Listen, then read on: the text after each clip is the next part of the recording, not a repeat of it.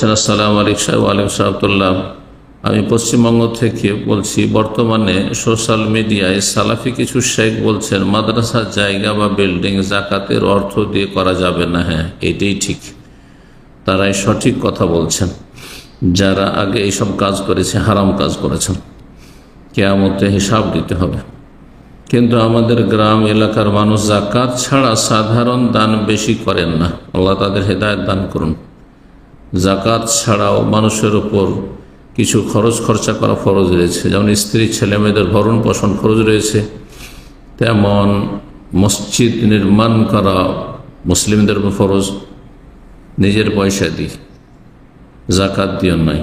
মাদ্রাসার বিল্ডিং তৈরি করবেন, সেখানে জাকাত দিয়ে বিল্ডিং তৈরি করে এটি জায়েজ নয়, কারণ দিনের শিক্ষা ফরজ, দিনের জ্ঞান অর্জন করা ফরজ। সুতরাং যেটি ফরজ সেই কাজটি সম্পূর্ণ করার জন্য যে খরচ বিল্ডিং তৈরি করা, সেটিও ফরজ। এই মাদ্রাসা বিল্ডিং তৈরি করে জাকাতের পয়সা দেয়, সেখানে আমির গরিব সবার ছেলেরা পড়বে, সচ্ছল ছেলেরা পড়বে আর গরিব পরিবারের ছেলেরাও পড়বে। তাহলে কি সচ্ছল পরিবারের ছেলে মেয়েদের জাকাত খাওয়া হলো না? হারাম কাজ এটা।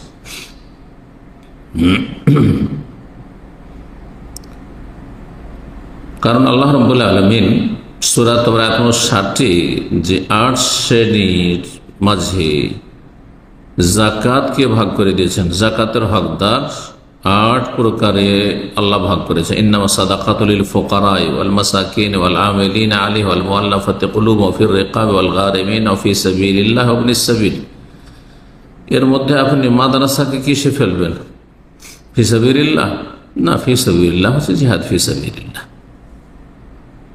অল্প কিছু আলেমরা শুধু দাওয়া ইলাল্লাহর কাজকে ফি সাবিলিল্লাহ শামিল করেছেন। সেটা আমাদের গরিব দেশগুলি প্রেক্ষাপটে, যেসব দেশে সরকার ইসলামের খেদমত করেন সেখানে বলা যেতে পারে, কিন্তু মাদ্রাসা ফি সাবিলিল্লাহ বলা যায় না। সুতরাং জাকাত দিয়ে মাদ্রাসা বিল্ডিং তৈরি করা যায় না। হ্যাঁ, গরিব ছেলেদের খাওয়া দাওয়া, তাদের বস্ত্র, তাদের হোস্টেলের খরচ খরচা, এগুলির ক্ষেত্রে খরচ করা, যেহেতু তারা ফোকারা মাসাকিনদের ছেলে মেয়ে, সেই জন্য জায়েজ রয়েছে, ততটা পরিমাণ জায়েজ রয়েছে। বারাকাল্লাহু ফীকুম।